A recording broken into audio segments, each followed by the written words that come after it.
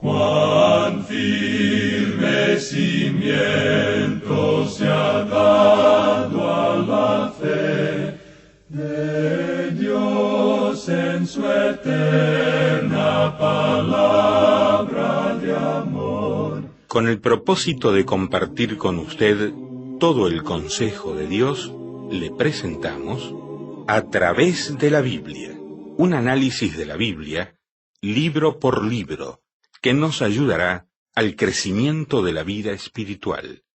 Estos estudios fueron diseñados por el Dr. J. Vernon McGee, destacado maestro y expositor de la Biblia.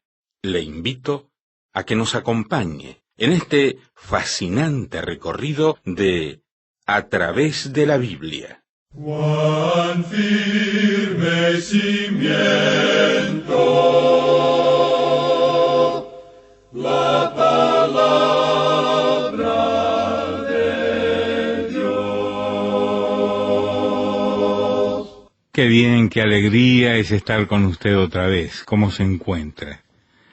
Si está pasando días nublados, con pruebas, con experiencias duras, le ruego a Dios que lo bendiga, que lo fortalezca, que en medio de la prueba usted pueda decir, como dice en Filipenses 4:13, todo lo puedo en Cristo que me fortalece. Repítalo una y otra vez.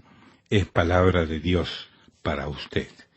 Hoy vamos a seguir analizando la carta de San Pablo a los Filipenses, y el lugar donde vamos a estudiar es el siguiente: Filipenses capítulo 1, verso 10 hasta el 13. Capítulo 1 de Filipenses, versículo número 10, comenzaremos y avanzaremos hasta el verso 13. ¿De acuerdo?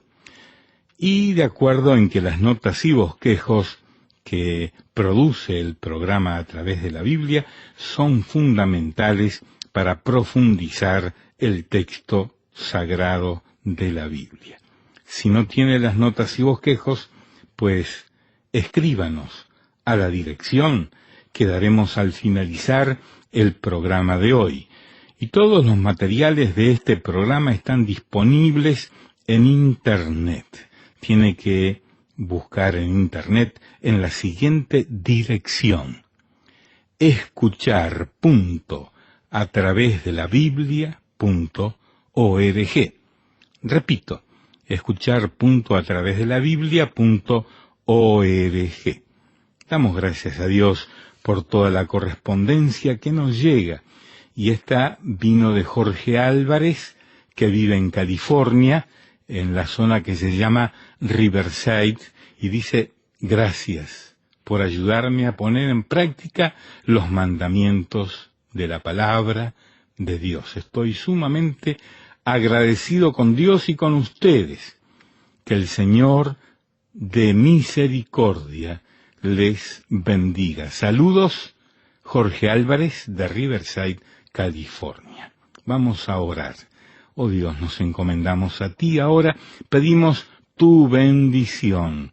Alumbra nuestra mente con tu luz, para que entendamos tu palabra. En el nombre de Jesús. Amén. Amigo oyente, regresamos hoy a este primer capítulo de la epístola del apóstol San Pablo a los Filipenses. Y vamos a seguir hablando acerca del versículo 9, aun cuando ya hemos dicho mucho acerca de lo que este versículo nos indica. No creemos haberlo agotado totalmente. Quizá hayamos agotado a los radioescuchas, pero no al versículo. Quisiéramos explicar un poco más acerca de él para que usted pueda apreciar cómo obra este versículo, porque creemos que esta es una epístola sobre el vivir cristiano. El vivir cristiano no es algo que ocurre allá en los lugares celestiales, y no es cierto concepto piadoso del presente. Tampoco es presentado en una cierta fachada. Y por cierto que no es el tratar de actuar de una manera espiritual. Se trata de vivir aquí abajo en medio de las ollas y demás utensilios y caminando por las calles de nuestra ciudad. Tiene que ver con las cosas de cada día, y algunas de ellas son muy comunes. Volvamos pues a este versículo 9 del primer capítulo de Filipenses, y leemos: Y esto pido en oración, que vuestro amor abunde aún más y más en ciencia y en todo conocimiento. Y esta palabra conocimiento se puede indicar como discernimiento. Que vuestro amor abunde aún más en ciencia y en todo discernimiento. Es decir, que uno simplemente no ama a todo el mundo. Esto es algo que ha sido divulgado por los liberales a través de los años y que en realidad no tiene nada en sí, no tiene ningún significado para decir verdad. Las personas que hemos hallado más difíciles de amar son aquellos que dicen ser liberales. Pueden llegar a ser personas muy malas. No conocemos a ninguna otra persona que pueda ser peor que un liberal. Por supuesto que no podemos dejar de lado a los fundamentalistas, porque ellos también pueden ser así. El amor es algo que tiene que ser expresado, según nos dice el apóstol Pablo aquí, con conocimiento y discernimiento. Uno tiene que tener cuidado a quién ama. Hay por allí un cartel que aun cuando no nos agrada, quizá tenga una lección para nosotros. Ese cartel dice, ama a tu prójimo, y un poco más abajo decía, pero ten cuidado. Y estamos seguros que quería indicar algo con doble sentido. Pero debemos decir que es algo bueno si uno lo acepta en una manera correcta. Ten cuidado. Algunos prójimos te pueden clavar un cuchillo en la espalda. Pero también hay otros prójimos que pueden ser maravillosos para con usted. El Dr. McGee, el autor de estos estudios bíblicos, nos contaba una experiencia que él tuvo cuando recién comenzó a ser pastor en la ciudad de Los Ángeles, allá en California, en los Estados Unidos. Él decía, aprendí que había personas que se aprovechaban de sus predicadores y siempre había alguien que trataba de sacarle algo.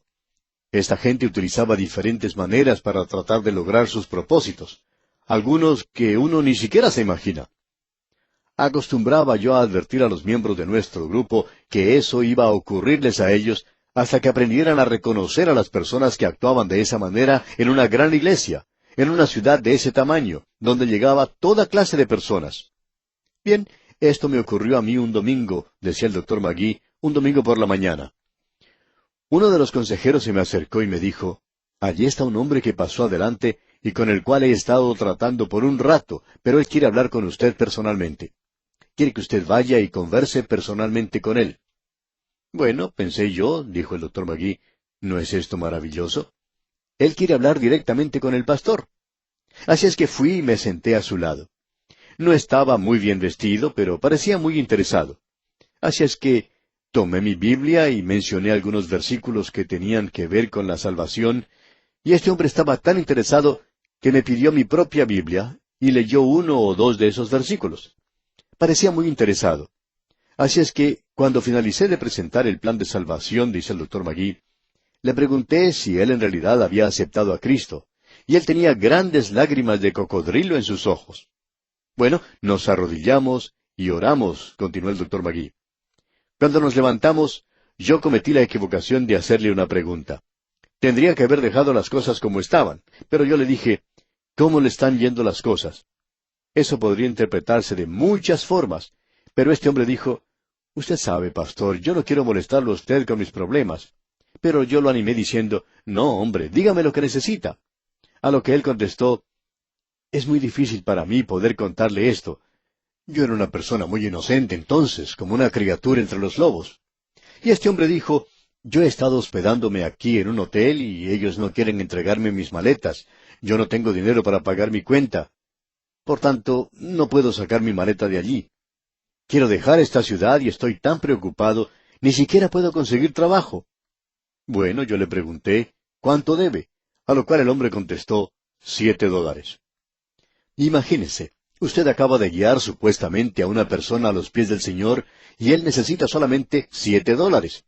Entonces, ¿qué es lo que uno hace? Bueno, usted va a darle los $7. Por tanto, dijo el Dr. McGee, le di el dinero y él me agradeció muy efusivamente y dijo que me pagaría más adelante. Y luego se fue. Cuando salí de ese lugar me sentía muy contento. Para entonces todo el mundo había salido de la iglesia. Mi esposa me estaba esperando afuera y ella quería saber por qué me había demorado tanto, así es que le conté la historia. Y yo me sentía muy contento por lo que había ocurrido. La bondad que yo tenía en ese momento en mi corazón se desparramaba por cada poro de mi cuerpo. Le dije a mi esposa lo que había hecho, que le había dado $7 a ese hombre. Ella parecía un poco sorprendida, pero no mucho. Pensaba que había hecho algo bueno. 1 o 2 semanas más tarde, continuó el Dr. Magee, tomé el diario de la ciudad y vi la foto de un hombre que parecía conocido. La miré cuidadosamente, y por cierto que era el hombre que me había visitado antes. Luego leí el artículo que estaba debajo de su foto, y ahí decía que él había sido arrestado por la policía. Lo habían arrestado porque era un vago. Había estado en la ciudad de Los Ángeles por 6 meses, y sin embargo había podido vivir muy bien. Era una entrevista con un reportero del periódico, y él dijo cómo era que había vivido durante ese tiempo. Él dijo, ¿sabe una cosa? Simplemente voy a una iglesia, hablo con el pastor, y cuento mi historia, y ellos siempre me ayudan. Y él continuó diciendo, los predicadores son los mentecatos más grandes que existen en el mundo. Y amigo oyente, quizá ese hombre tenía razón, por lo menos así era en mi caso, dice el Dr. Magee, ya que él tenía mis $7. Llamé pues por teléfono a uno de mis amigos y le conté la historia. Conversé con alguien que era pastor y le pregunté si este hombre había ido allá, y me contestó que sí. Y le pregunté si él también le había dado $7. Mi amigo me contestó que no. Luego dijo, yo he estado en la ciudad de Los Ángeles por mucho tiempo, y ya conozco a esta gente. Usted es una persona nueva, y ellos están trabajando en usted. Mejor es que tenga mucho cuidado. De modo que, dijo el Dr. Magee, me propuse leer nuevamente lo que decía Filipenses 1:9. Y vamos a leerlo, amigo oyente. Dice, y esto pido en oración, que vuestro amor abunde aún más y más en ciencia y en todo conocimiento. De ahí en adelante, dice el Dr. Magee, nadie consiguió sacarme $7 del bolsillo para poder ir a recuperar su maleta del hotel. Pero hubo muchos que vinieron a contarme historias terribles. Algunos de ellos durante la época de Navidad. Nos contaban historias de que habían llegado entonces para ver el funeral de su querida madre y que habían gastado todo lo que tenían en ese funeral y que no podían regresar a su hogar y que estaban hambrientos. Y entonces, dijo el Dr. Magee, yo los podía mirar a ellos y casi sonreírme y decirle, si usted tiene hambre, yo le puedo dar de comer. Y esta gente quedaba muy sorprendida por esto. Y muchos descubrían que en realidad no tenían mucha hambre. Otros sí tenían hambre, y todo lo que podían sacarme a mí era nada más que un plato de comida. ¿Por qué? Porque, amigo oyente, y deseamos decir esto de una manera muy cuidadosa, nosotros debemos expresar nuestro amor en el día de hoy, y por cierto que estamos de acuerdo que debemos amarnos unos a los otros, pero es mejor hacerlo con cierto conocimiento y con mucho discernimiento. Amigo oyente, eso es lo que nos dice aquí la palabra de Dios. Eso es lo que el apóstol Pablo nos está diciendo aquí. No nos venga a decir que el Señor Jesucristo nos dice que nosotros debemos amar a todos. Él habló de una manera muy clara durante su vida en esta tierra de que había algunas personas que eran hijos del diablo y que su madre era una serpiente. Él no demostró mucho amor por ellos. Él murió por ellos, pero esta gente tenía que tomar un paso de fe hacia Él. El amor de la Biblia no se derrama por todas partes. Creemos que es necesario reconocer esto en un día como el que estamos viviendo, cuando hay tantas cosas tontas o necias que se dicen por personas que lo usan como sentimentalismo, pero no los vemos produciendo nada como esto en el día de hoy. Pero hay algunas personas en las cuales usted y yo debemos prodigar todo nuestro amor. Y también existen ciertas personas, amigo oyente, con las cuales necesitamos tener mucho cuidado. Pero bien, sigamos adelante. En el versículo 10 de este capítulo 1 de la Epístola a los Filipenses leemos, para que aprobéis lo mejor, a fin de que seáis sinceros e irreprensibles para el día de Cristo. Este es otro versículo importante que necesita cierta explicación, porque en realidad Pablo está diciendo aquí, para que probéis lo mejor. Él está diciendo que uno necesita probar las cosas que son diferentes. Y creemos que esto tiene que ver con la voluntad del Señor en su propia vida. Hay ocasiones cuando usted tiene que hacer una decisión, y posiblemente haya 2 caminos por los cuales usted puede seguir. Ahora, ¿cuál de ellos debe elegir? Bueno, hablando honradamente, hay ocasiones cuando uno no sabe cuál de ellos es el mejor. Y si usted piensa que el Señor va a poner una luz verde, o va a enviar un ángel para señalarle a usted el camino, pues, amigo oyente, usted está equivocado. Él nunca hizo eso por ninguna persona en las Escrituras. Él espera que usted use un poquito de conocimiento, de habilidad, y por tanto necesitamos probar las cosas que son diferentes. Cierto hombre contaba en una ocasión que existía dos caminos que él podía tomar, y creemos que se estaba refiriendo a sus propios negocios, y que él se decidió por uno de ellos y que no dio resultado. Aun cuando él dijo, yo había orado acerca de esto. Cuando vi que eso no dio resultado, regresé al cruce de esos caminos, y lo interesante era que en esa ocasión estaba seguro que conocía cuál era la voluntad del Señor para mí. El otro camino no había dado resultado, y tenía solo uno que podía seguir ahora. Y así lo hice, y me dio el resultado apetecido. Amigo oyente, Dios nos está diciendo que debemos probar las cosas que son diferentes.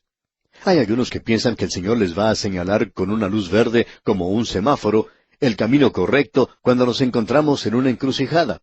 Y opinamos que eso es una gran equivocación. Luego nos sigue diciendo en este versículo, a fin de que seáis sinceros.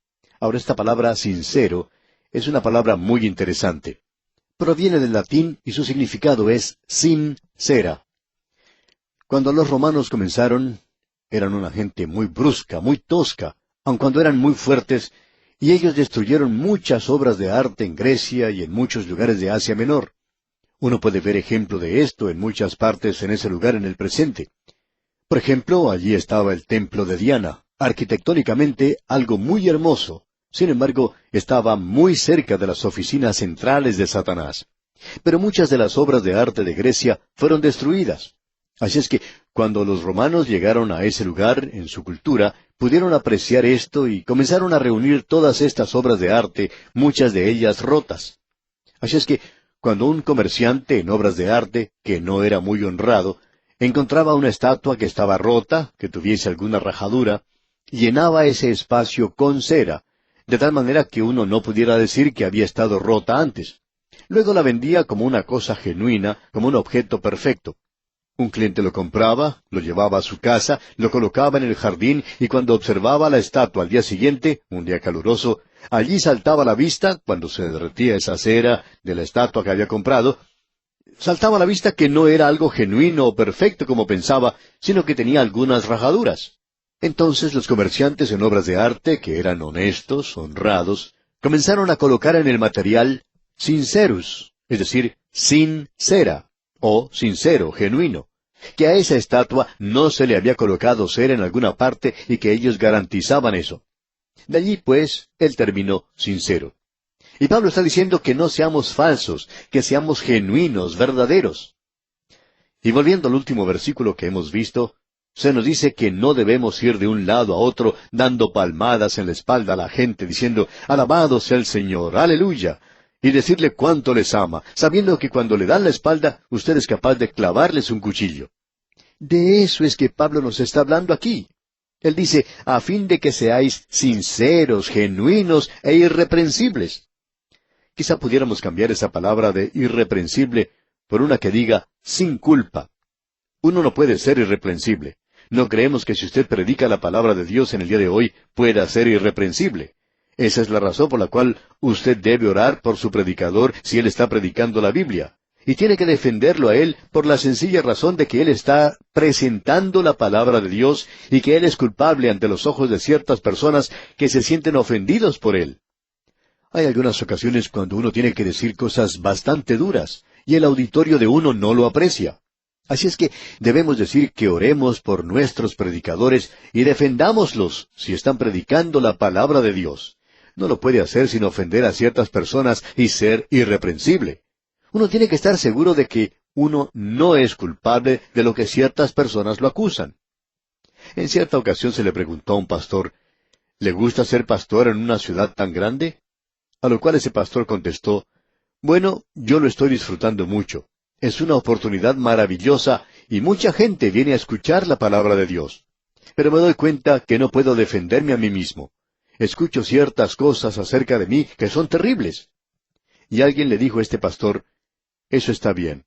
Tenga cuidado simplemente de que nada de lo que se dice acerca de usted sea cierto. Sea en esa forma irreprensible.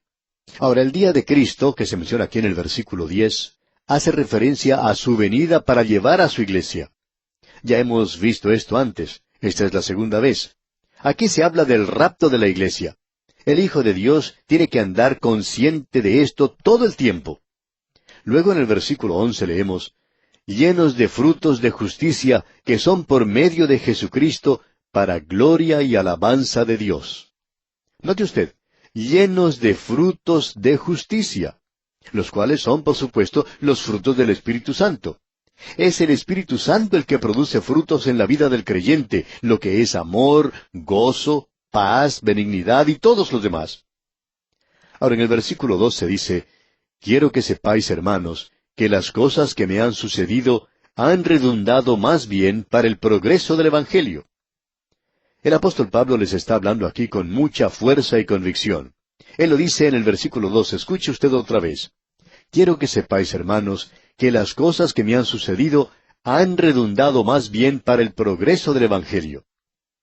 Usted recordará que cuando el apóstol Pablo fue arrestado, y la iglesia en Filipos se enteró de eso, ellos le enviaron un mensaje de simpatía, y creemos que podría haber dicho algo así. Pobre hermano Pablo, cuánto sentimos lo que le ha sucedido a usted. Y podrían haber seguido de esta manera. Esos grandes viajes que usted estaba realizando a través del Imperio Romano son ahora restringidos y ahora se encuentra en la prisión y el Evangelio no puede ser esparcido. Y entonces Pablo contesta, miren, quiero que ustedes sepan que el Evangelio sí está siendo esparcido y que lo que me ha ocurrido a mí no ha restringido para nada el Evangelio, sino que más bien ha redundado para el progreso del Evangelio. Y luego él aclara lo que quiere decir con esto. Y aquí presenta dos razones de lo que ocurrió para el progreso del Evangelio. Él dice en el versículo 13, de tal manera que mis prisiones se han hecho patentes en Cristo en todo el pretorio y a todos los demás. Esto hace referencia a la corte de César mismo. Literalmente quiere decir los patricios romanos. Estos eran aquellos que cuidaban al apóstol.